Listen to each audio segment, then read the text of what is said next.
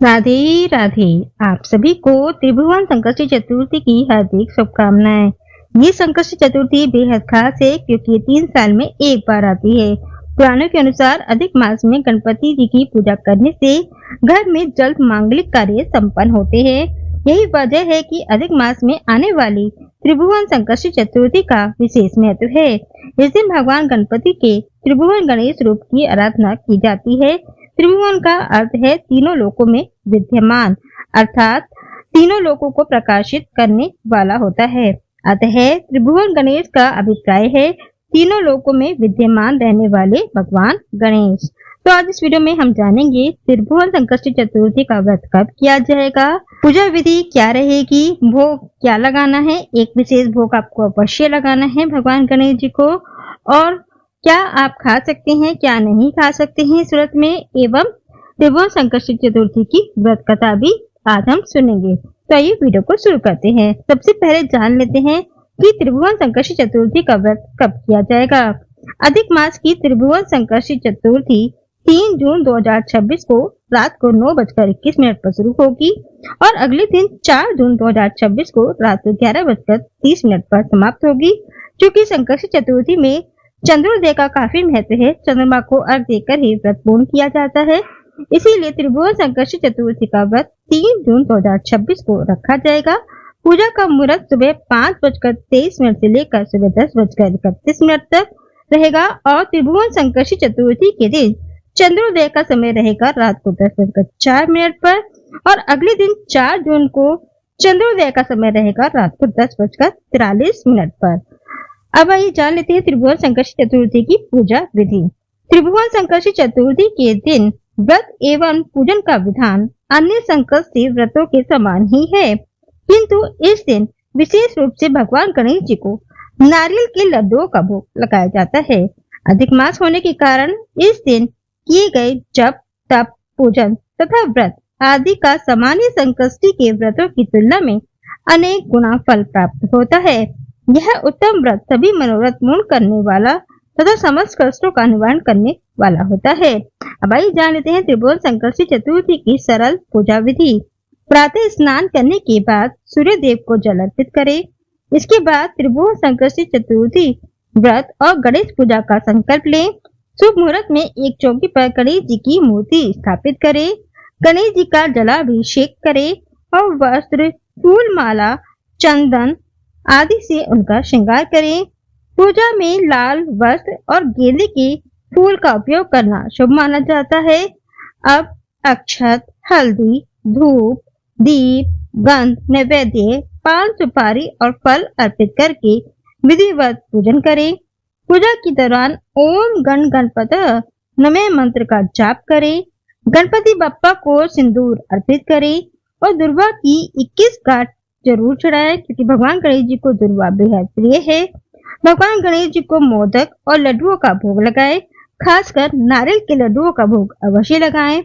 गणेश जी की दाईं ओर घी का दीपक जलाएं। इसके बाद गणेश चालीसा का पाठ करें। त्रिभुवन संकष्टी चतुर्थी व्रत कथा सुने, फिर भगवान गणेश जी की आरती करें। अंत में हाथ जोड़कर पूजा में हुई गलतियों के लिए क्षमा मांगे और कष्टों से मुक्ति एवं मनोकामना पूर्ति की प्रार्थना करें। दिन भर फलाहार पर रहे और भक्ति भजन में समय व्यतीत करें। रात को चंद्रमा को कच्चे दूध, जल, अक्षत और सफेद फूल से अर्घ दें। इसके बाद पारण करके व्रत को पूर्ण करें। इस व्रत में आप हरे रंग का अन्न के साथ मीठा भोजन कर सकते हैं। अगर मीठा भोजन कर रहे हैं तो आप अन्न खा सकते हैं, वो भी हरे रंग का, जैसे कि मूंग की दाल से बना हुआ कुछ भी आप खा सकते हैं। इसके अगर आप मीठा नहीं खाते हैं तो सेंधा नमक का प्रयोग करके आप फलाहार कर सकते हैं, जैसे कि व्रत के समय में यूज होने वाले आटे, कुट्टू के आटे, सिंगाड़े के आटे, साबूदाना, सामक के चावल, आलू, कद्दू, लौकी, अरबी आदि से आप कुछ व्रत का खाना बनाकर आप खा सकते हैं। बस ये ध्यान रखें, आपको तामसिक भोजन जैसे कि मीट, मछली, अंडा, लहसुन, प्याज, बैंगन, कटहल, मसूर की दाल, इनसे परहेज करना है। घर के बने हुए शुद्ध खाने का ही आपको सेवन करना है। बाजार के खाने का आपको सेवन बिल्कुल भी नहीं करना है और जो भी आप खाना बनाएं वो शुद्ध देसी घी में ही बनाएं। अब आइए सुनते हैं त्रिभुवन संकष्टी चतुर्थी की व्रत कथा। प्राचीन काल में सतयुग में चंद्रसेन नाम के एक राजा थे। राजा चंद्रसेन धर्मपरायण तथा सदाचारी थे। वे अपनी पत्नी, पुत्रों तथा बंधु बांधवों के साथ आनंद पूर्वक अपने महल में निवास करते थे। सौभाग्य से उनकी रानी बहुत गुणवती तथा पतिव्रता थी। उनका नाम रत्नावली था। एक दिन शत्रुओं ने उनके राज्य पर हमला कर दिया और उनके राजपाट पर अपना अधिकार जमा लिया। उनका राज्य छिन जाने के बाद राजा चंद्रसेन के बंधु बांधवों ने भी उनका साथ छोड़ दिया। वन में भटकते हुए, भूखे प्यासे और कष्ट सहते हुए वह समय व्यतीत करने लगे। एक दिन वन में भटकते हुए रानी रत्नावली के पैर में कांटा चुभ गया। रानी के पैर में चुभे कांटे को देखकर राजा को अपार कष्ट हुआ। वन में भटकते हुए राजा की नजर महर्षि मार्कंडेय पर पड़ी।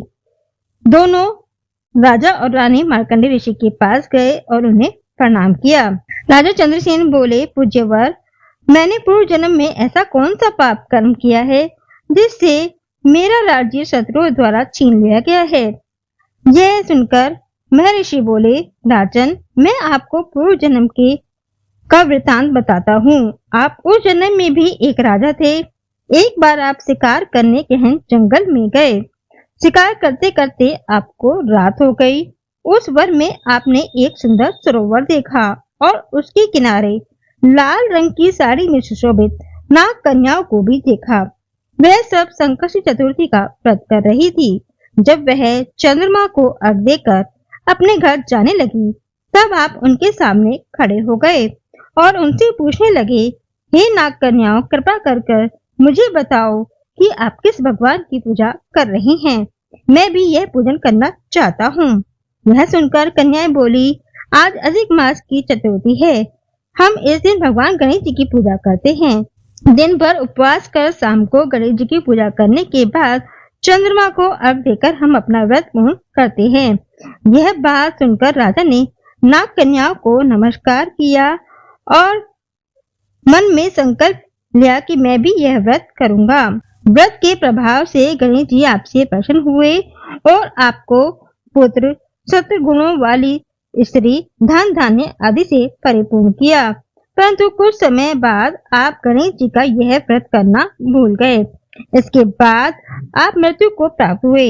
आपने पूर्व जन्म में आपने जो गणेश जी का पूजन किया था, उसके प्रभाव से इस जन्म में आप राजा बने और धन के गर्भ में आकर जब आपने व्रत करना छोड़ दिया, उस पाप के फल स्वरूप आपकी यह गति हुई है। यह बात सुनकर राजा बोले, महर्षि, अब मैं ऐसा क्या करूं जिससे मुझे इस संकट से मुक्ति मिले? यह सुनकर महर्षि मार्कंडेय बोले, महाराज, आप पूरे विधि विधान से गणेश जी की पूजा अर्चना करें और संकट नाशक अधिक मास के संकष्टी चतुर्थी का व्रत कीजिए, जिससे गणेश जी आपसे प्रसन्न होंगे और आपको पुनः राज्य वैभव प्राप्त होगा।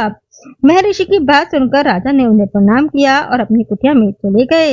इसके बाद राजा ने अपनी रानी के साथ भक्ति पूर्वक विधिवत संकष्टी चतुर्थी का व्रत किया। व्रत करने से उनके शत्रुओं का नाश हुआ और उन्हें अपना खोया हुआ राज्य मिल गया। तो भगवान गणेश जी ने जैसे चंद्रसेन जी को उनका राज्य दिलाया, ऐसी सब पर अपनी कृपा बनाए रखें। कथा अधूरी हो तो कथा पूरी करना, कथा कहने वाले, सुनने वाले और हुंकारा भरने वाले पर भगवान गणेश जी अपनी कृपा बनाए रखना। गणपति जी की कृपा से विवाह, संतान प्राप्ति और आर्थिक तरक्की में आ रही बाधाएं हमेशा के लिए दूर होती हैं और घर में बरकत के साथ घर पर सुख समृद्धि बनी रहती है। तो भगवान गणेश जी की कृपा आप पर भी बनी रहे। इसी के साथ ही आज की वीडियो में इतना ही। अगली वीडियो में फिर मिलेंगे। तब तक के लिए जय श्री राधे, जय श्री गणेश।